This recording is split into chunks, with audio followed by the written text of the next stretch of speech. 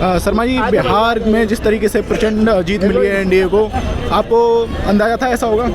देखिए जी, अंदाजा तो किसी को भी नहीं था, लेकिन हमारे ज्ञानेश कुमार जी ने बहुत बड़ा कमाल कर दिया। वाकई वो पद्मश्री के, भारत रत्न के हकदार हैं ज्ञानेश कुमार जी। अगला भारत रत्न उन्हीं को मिलना चाहिए। वैसे एक बार हमारे संविधान में प्रावधान है कि 3 को मिलना चाहिए, लेकिन उन्हें 3 मिलने चाहिए। ज्ञानेश कुमार जी को 3 मिलने चाहिए, बीजेपी को जिताने के लिए, जेडीयू को जिताने के लिए और लोकतंत्र का गला घोटने के लिए पूरी मिलनी चाहिए। एक वोटर 22 जगह जाके वोट डाल रहा है और उसके बावजूद भी कोई कार्रवाई नहीं हो रही। वीवीपैट सड़कों पे मिल रही है, कोई कार्रवाई नहीं हो रही। चुनाव आचार संहिता की लगातार धज्जियां उड़ाई गई। आचार संहिता घोषित होने के बावजूद भी लाभार्थियों के अकाउंट में पैसे भेजे गए, तो वोट खरीदने की सीधी साजिश रची गई, लेकिन उनका मुंह बंद रहा। उन्होंने पूरी प्रतिबद्धता निभाई, पूरी तरह मुंह बंद रहा। तो पूरी तरह वो भारत रत्न के हकदार हैं। आगामी 3 भारत रत्न उनको लगातार मिलने चाहिए। तो आपने उम्मीद लगाई थी जिस तरीके से 10,000 रुपये भेजे गए थे, ये इतना फर्क डालेंगे? देखिए, 10,000 जो भेजे गए थे, फर्क की तो जहर उम्मीद हो ही गई थी, क्योंकि कई बार ऐसा होता है कि तात्कालिक कारण जो होते हैं ना, थोड़ा बहुत असर तो जरूर डाल ही देते हैं कि इमीडिएट आपको कोई एक अचानक से जरूरत है और अचानक से आपको पैसा मिल जाए, कुछ हो जाए, तो वो कहीं ना कहीं तो फर्क डालते हैं। लेकिन वास्तव में इतनी उम्मीद नहीं थी कि बिहार वासी अपने सिर्फ 5.5 रुपये पर डे के हिसाब से ही अपना वोट बेच देंगे, अपने 5 साल के लिए अपने आप को गिरवी रख देंगे। सिर्फ 5.5 रुपये पर डे, अगर 10,000 को कैलकुलेट करा जाए आगामी 5 साल के लिए, तो सिर्फ 5.5 रुपये 5.66 रुपये पर डे के हिसाब से बनता है। वो 5.5 रुपये में उन्होंने अपने आप को गिरवी रख दिया कुशासन में। भैया, बहुत बड़ी आपकी तो हिम्मत है। तो रेवड़ी कल्चर की बात होती थी, मोदी प्रश्न उठाते थे, फिर ये चीज हुई तो कोई अब प्रश्न नहीं उठा रहा है। कौन उठाएगा प्रश्न? कौन उठाएगा प्रश्न? प्रश्न उठाएगा मीडिया। मीडिया चुप रहता है। प्रश्न उठाएंगे प्रतिपक्ष को कह दिया जाता है कि आप तो देशद्रोही हो, आप तो जो हारते हो तो इसी तरह की बातें उठाते हो। प्रतिपक्ष ने सवाल उठाया, आचार संहिता की लगातार धज्जियां उड़ाई गई हैं। करनाल से गाड़ियों में भर के बीजेपी के वोटर भेजे गए हैं। लगातार बीजेपी के वोटर्स को किराया भाड़ा जो है बीजेपी वालों ने उनका सहन करा है। उन्हें गमछा पहना के, पटके पहना के भेज तो दिया वहाँ से, और जो डाल के आए एक जगह, कई जगह वोट डाल के आए। सबसे बड़ी वोट चोरी की लाइव तो अभी हमारे यहाँ वो चाचा जी, आपने कर उनका इंटरव्यू लिया होगा, जो मेरे साथ अक्सर भिड़ते आके, उन्हीं की लाइव चोरियाँ पकड़ी गई है। अभी बिहार में ताज़ा वोट डाल के आए। परसों अभी पीछे आप आए नहीं थे, उस दिन उंगली दिखा रहे थे। उससे पहले अभी फरवरी में उन्होंने यहाँ दिल्ली में करावल नगर विधानसभा के वोटर हैं, करावल नगर में वोट डाला, और अब जाके बिहार में वोट डाल के आ रहे हैं। ऐसे कई सारे लोग, बड़े हजारों लाखों की तादाद में गए हैं, सिर्फ हजारों नहीं लाखों की तादाद में। तभी तो इतना ज्यादा फर्क आया है। वरना कहीं पे जहाँ ग्राउंड लेवल पे मंत्रियों तक को मार के भगाया जा रहा था, बीजेपी के मंत्रियों को भगाया जा रहा था, उनको गाड़ी दौड़ाई जा रही थी, उनकी गाड़ी पे पथराव करा जा रहा था, उनके अपशब्द कहे जा रहे थे, उन्हें उनकी दुड़की लगवाई जा रही थी कि दौड़ो यहाँ से, भागो यहाँ से, आपने 5 साल कुछ नहीं करा, किस मुंह से वोट लेने आए हो। और उसके बावजूद भी वो प्रचंड जीत हासिल करके आ रहे हैं।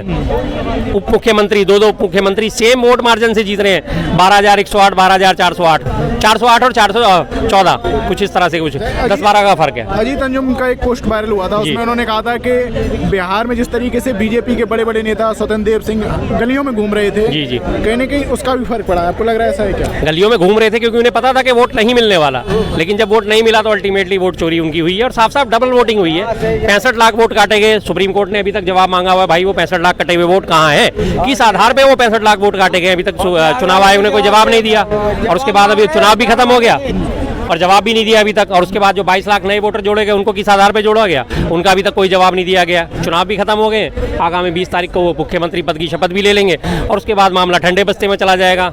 जैसे आपको याद होगा, एक बार महाराष्ट्र में सत्ता परिवर्तन हुआ था, अजीत पवार वगैरह इन सब लोगों ने वो पार्टी बदली थी जब शिवसेना के साथ सरकार बनी हुई थी, तो वो मामला सुप्रीम कोर्ट में गया था।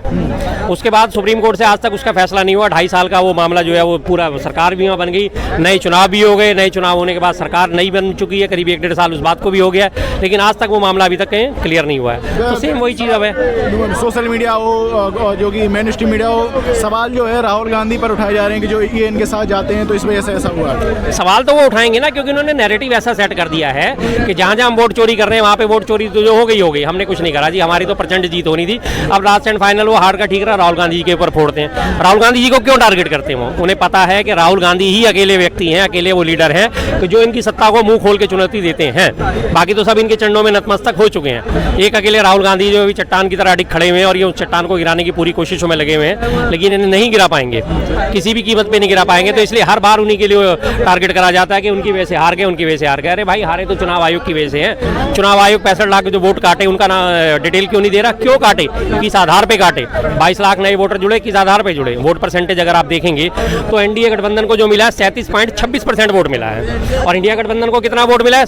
32.23 की हार जीत का मामूली अंतर अगर वोटों के हिसाब से देखा जाए तो कितना है, मात्र 0.03% का, सिर्फ, कुछ भी वोट नहीं है। और वोट परसेंटेज के हिसाब से अगर इंडिविजुअली देखा जाए तो बीजेपी को से ज़्यादा डबल वोट उसको मिले, आरजेडी को, जेडीयू से ज़्यादा डबल वोट आरजेडी को मिले हैं। उनको 93 लाख वोट मिले, उनको 1 करोड़ 18 लाख से ऊपर वोट मिले हैं। इस तरह से अगर उनका देखा जाए तो वोट परसेंटेज ओवरऑल उनका ज़्यादा है, 23% उन्हें वोट मिले, उन्हें 20% वोट मिले बीजेपी को और जेडीयू को, 20% और क्रमशः 18-19%। लेकिन हर हालत में फिर भी वो जीत वही है कि गणित ही ऐसा लगाया गया कि जीते तो एनडीए ही जीते। हर हालत में एनडीए को जीत दिलानी थी, वो उन्होंने दिला दी। इस तरीके से जीविका दीदी का वहाँ पे इस्तेमाल किया गया, उनके माध्यम से रुपए दिलवाए गए। कैसे देखते हैं, स्वरोजगार के लिए 10,000 रुपए दिए गए, 2.5 लाख 2 लाख रुपए का वादा किया गया, कुछ होगा?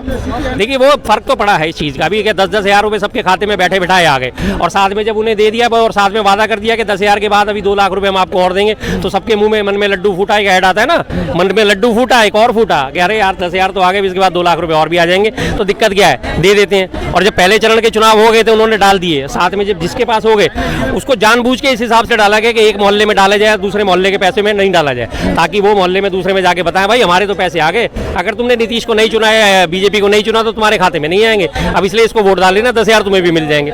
बैठे बिठाए 10,000 की खरात मिल रही है तो दिक्कत क्या है, सबने कोशिश तो करी उन्होंने। चुनाव के बीच में इस तरीके की योजना कहीं न कहीं चुनाव आयोग पर सवाल खड़ा करती है। बिल्कुल करती है, अब चुनाव आयोग इसका जवाब ही नहीं दे रहा है। मैंने बताया ना, आचार संहिता की लगातार धज्जियां उड़ाई गई हैं, वोटर्स को भर भर के ट्रेनों में भेजा गया है, किस आधार पे भेजा गया, किसने उनका खर्चा करा, कोई जवाब नहीं है। एक एक वोटर 4-4 वोट डाल के आ रहा है, 3-3 वोट डाल के आ रहा है, यहाँ से ट्रेनें भर भर के वोट डालने के लिए गई हैं लोग, उनका हाथों हाथ लास्ट एंड फाइनल रजिस्ट्रेशन करा दिए गए। 30 सितंबर को चुनाव आयोग ने डाटा जारी करा कि 7 करोड़ 42 लाख वोटर टोटल जो है पंजीकृत हुए हैं हमारे 30 सितंबर को। उसके बाद 10 अक्टूबर को फिर से डाटा जारी होता है कि नहीं अभी तो चुनाव जब तक घोषित नहीं हो जाते, और वोटिंग उससे पहले भी 10 दिन तक पहले और लोग अपने नाम जोड़ सकते हैं। बड़ी स्पीड में तुमने नाम जोड़ दिए, काटने में जितनी तेजी दिखाई उससे ज्यादा तेजी नाम जोड़ने में दिखा दी। 3 लाख वोटर और एग्जिट फालतू हुए के साथ आखिरी जो आंकड़ा जारी हुआ उसमें 7 करोड़ 45 लाख वोटर, ये 3 लाख वोटर कहां से आ गए, वही 3 लाख वोटर वो हो गए, 22 लाख वोटर इन्होंने नहीं जोड़े, वही 25 लाख का हेर फेर है। 1 करोड़ 98 लाख वोटर के आसपास इंडिया गठबंधन को मिले और 2 करोड़ 22 लाख वोटर के आसपास यूएन को मिले हैं। यूपी में भी SIR शुरू हो गया है, कैसे देखते हैं आप यही सारी प्रक्रिया फिर से? यही प्रक्रिया फिर से होगी, सतर्क रहना पड़ेगा, वही प्रक्रिया अपना रहे हैं। अब पहले इन्होंने सबसे पहले महाराष्ट्र में प्रक्रिया अपनाई, जब इन्होंने देख लिया लोकसभा चुनावों में इनको जबरदस्त मुंह की खानी पड़ी है, कहाँ 400 पार का नारा था और कहाँ 240 पे आके टिक गए, तो उसके बाद इन्हें देखा था कि कोई नया रास्ता तलाशा जाए। नया रास्ता जब इन्होंने तलाशा, सबसे पहले महाराष्ट्र में नया रास्ता तलाशा कि महाराष्ट्र में इन्होंने वोट बढ़ाए, 74 लाख वोट जो है आखिरी के 1 घंटे में वोटिंग हो गई। जब उसकी फुटेज मांगी गई कि फुटेज दीजिए कि वास्तव में 74 लाख वोटर वहाँ पे वोटर केंद्रों पे मौजूद थे या नहीं थे, पोलिंग स्टेशन पे मौजूद थे या नहीं, उन्होंने इनकार कर दिया। हम बहन बेटियों की इज्जत कैसे सार्वजनिक कर दें, बहन बेटियों ने वोट डाला है, उनकी फुटेज कैसे सार्वजनिक कर दें। और अब वो 45 दिन की जो फुटेज संरक्षित रखी गई थी वो नष्ट भी कर दी गई है। पहले वहाँ फार्मूला अपनाया, दूसरा फार्मूला इन्होंने जो है हरियाणा में वोट बढ़ा के अपनाया, हरियाणा में भी यही खेल खेला। उसके बाद जब ये दोनों इनकी चोरी पकड़ी गई, हरियाणा में एक सबने देखा है ब्राजीलियन मॉडल के 22-22 जगह उसके वोट बने हुए, 22-22 जगह उसकी वोटिंग हुई है। तो उसके बाद जब इन्होंने बढ़ाने का जब मामला खत्म हो गया तो ये काटने पे आ गए, तब जाके इन्होंने बिहार में 65 लाख वोट काटे हैं, और उसके बाद वो भी नहीं चलने वाला था तो 10-10 हज़ार में वोट खरीद लिए। समझ सवाल दूसरा है, ये जिस तरीके से यहाँ पे लाल किला पे ब्लास्ट हुआ था जी, सारी चीजें हुई, कहीं न कहीं दावे किए जा रहे थे बहुत पहले से कि अब जो है कहीं न कहीं इस तरीके की घटनाएं नहीं होती हैं, मोदी जी की सरकार है। और एक वीडियो भी आपने देखा होगा कि जिस तरीके सरदार जी कह रहे थे कि अब कोई आतंकी आता है, बिल्कुल यही का वीडियो है वो। हाँ, ये इस पूरे घटनाक्रम को कैसे देखते हैं? इसीलिए कहते हैं आसमान पे नहीं थूकना चाहिए। वो सरदार जी की बात बहुत वायरल हुई है, बहुत वीडियो वायरल हुई है, जैसे ही उन्होंने बात खत्म करी इमीडिएट पीछे से ब्लास्ट हो गया। तो इसीलिए कहते हैं आसमान पे थूकोगे तो मुंह पे ही आगे गिरेगा। वो बड़े बड़े कसीदे पढ़ रहे थे मोदी जी की शान में, मोदी जी ने इतना बॉर्डर सिक्योर कर दिया है, इतनी चौकसी कर दी कि आने से पहले ही वहीं फट जाता है, जैसे बात खत्म होती है और यहाँ ब्लास्ट हो जाता है। तो कहाँ है सिक्योरिटी, कहाँ है वो 56 इंच का सीना, कहाँ है वो आपकी 24 घंटे की निगरानी? कुछ नहीं है, कुछ नहीं है। सिर्फ इनकी निगरानी सिर्फ एक है कि मेरा वोट कैसे बढ़े, मेरा वोट कैसे, सत्ता मुझे कैसे हासिल हो, बाकी आम जनता मरती है मरे, इसने कोई लेना देना नहीं है किसी चीज़ से।